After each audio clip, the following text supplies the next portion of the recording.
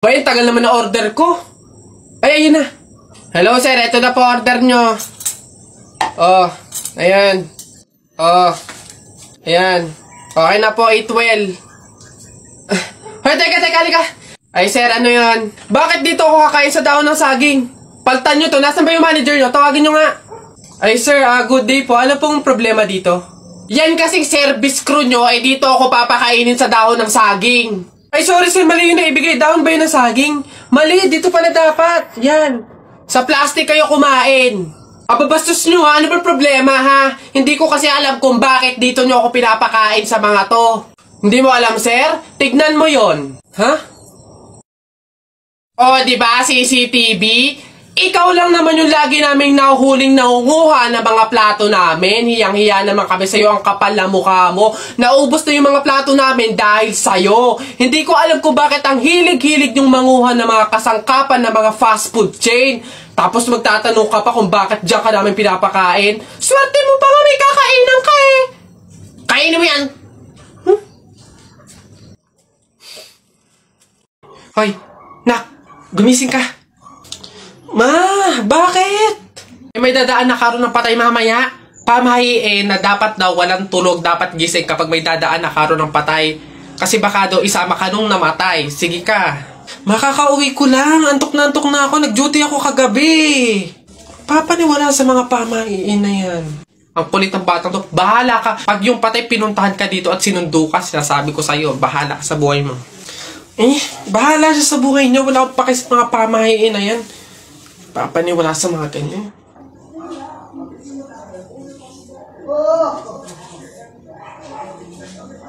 Ma, di ba sinabi? Sino ka?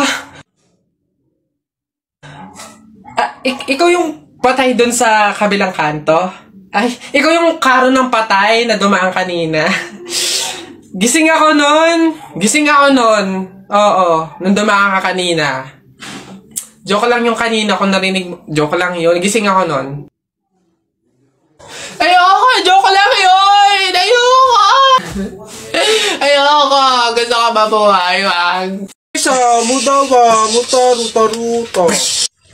Hay! Mga bata kayo, alauna na ng hapon. Magsitulog na kayo. Hala, Nay, di pa ako inaantok eh. Oo nga, Nay, bukas na lang. Ayan.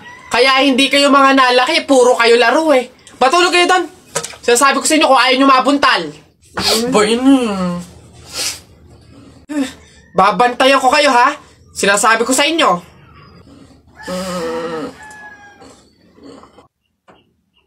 Dali, matulog.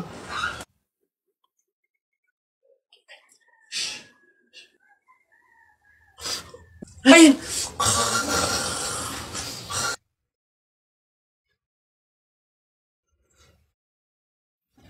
Sabi ni Ninoy Aquino, lahat tayo pantay-pantay. Taas mo yung kilikili mo, lahat tayo patay! T-shirt mo puti, sapatos mo puti. Ikaw na yung nandyan, pero di ka pinili! Hoy! Anong sinabi ko sa inyo? Uwe! Itong mga basta. Karawat yan.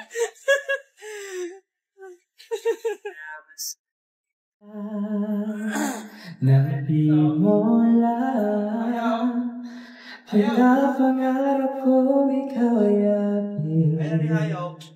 Mapupulang labi matatag mo din. O maabot hanggang sa langit. Wag ka lang titingin sa'kin at natunaw ang puso kong sabi. Sa iyong tingin ako'y nahuhumaling. At sa tuwing ikaw ay gagalaw, ang dugo'y tumitigil. At parang swisyo ang awit ng aking puso. Sana'y mapasin mo rin ang libo pag-ibig. Wala na, pangangit na. Excuse me po, magtatanong lang po, mawalang galang na. Wala po kasi kaming chicken oil dun sa table namin. Hihingi lang po sana ako. Ha? Chicken oil? Bakit? Dahil buto-buto na yung manok mo. Para saan? Para yun naman yung ulamin mo ng ulamin kapag bubulos ka na ng madaming kanin.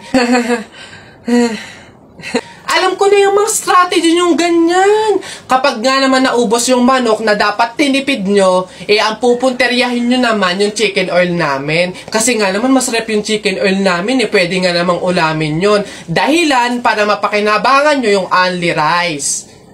Alam ko na yan, wala na kayong mauuto dito. Visit? Akala nyo banu-banu ako, no? Akala nyo hindi ko malalaman yung iba pang mga strategy nyo. Hindi po to chicken oil. Wala po tong lasa. Ay wow, ikaw pa tong nag-inarte. Alam mo, kulang pa nga yan eh. Asin. Budburan mo ng asin para magkalasa. Chicken oil, chicken oil. Wala na, ubos na.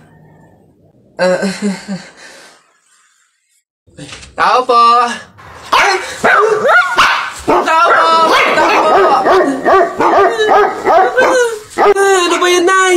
Nakakatakot naman yung mga tahol na aso. Oo nga, anak, Diyos ko. Alam mo ba, pamahiin yan. Kapag daw tumatahol yung aso sa gabi, may kapitbahay daw na mamamatay. Diyos ko, sana naman si Marites. Puro na chismis yun eh. Tao po! Tao po! Diyan kayo!